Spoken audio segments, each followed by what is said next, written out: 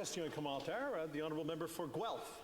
Thank you, Mr. Speaker. And the Honourable Member got my attention when she said that Canada has the worst GDP growth in developed countries.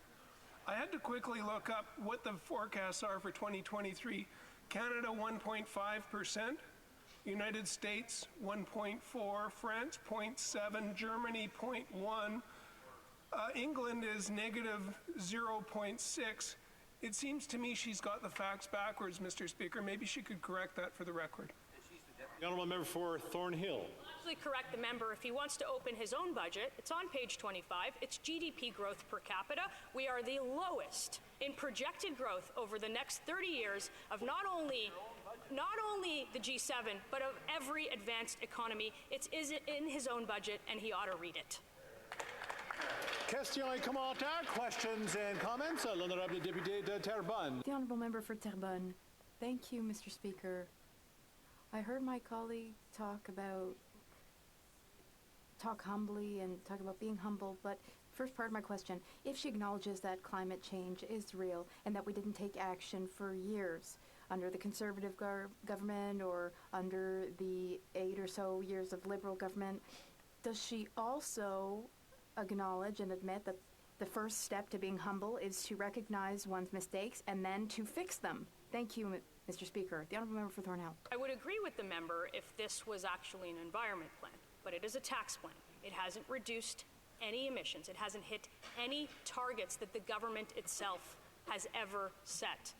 So if we want to talk about an environmental plan, I'm happy to do that with the member, but a carbon tax isn't it. Question et commentaire, questions and comments. The Honourable Member for Port Moody Coquitlam.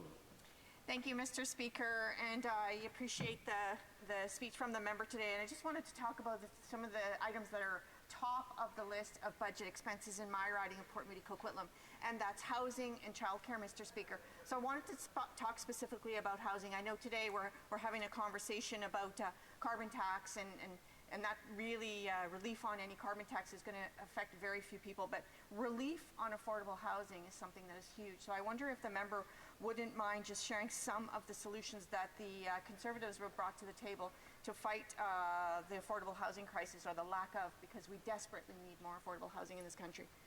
The Honourable Member for Thornhill. The member opposite raises a very important issue, which frankly has a lot to do with the economic crisis that we are in. And the member opposite, or my honourable colleague, should recognize that there are still 30-year-olds living in their parents' basement.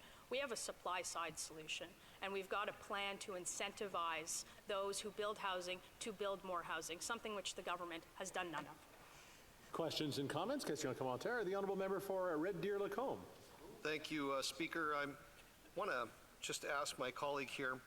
I received a call from a constituent this week, a woman in her mid-40s. Her gas bill was over $300 for the first time ever. She lives alone in her house. She says that if her power bill is equivalent, that she will not be able to afford her bills for the first time ever. She's never had a better paying job in her life, and her final thought to me was, I would have been better off staying with my abusive husband in that relationship because at least he paid the bills, because I cannot afford to live on my own anymore. And I'm wondering if my colleague has any thoughts about how this affects, how the carbon tax disproportionately affects women and people that are vulnerable in our society. Great question. The Honourable Member for Thornhill. Like my honourable colleague, we hear stories of this when we go home from our own ridings, and I think that this affects particularly disproportionately those in vulnerable situations, or in frankly tragic situations, as he's brought up, those in rural communities, and it affects frankly the middle class. I've asked also from constituents in my riding to send over their energy bills because I couldn't believe that what I was seeing.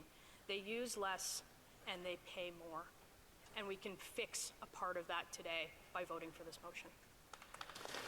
Reprise du débat, continuing debate. The Honourable Member for Foothill.